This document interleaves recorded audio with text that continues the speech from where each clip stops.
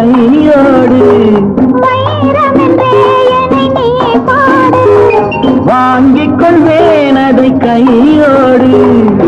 தந்தது பிறருக்கு தெரியாது சந்தித்த ரகசியம் புரியாது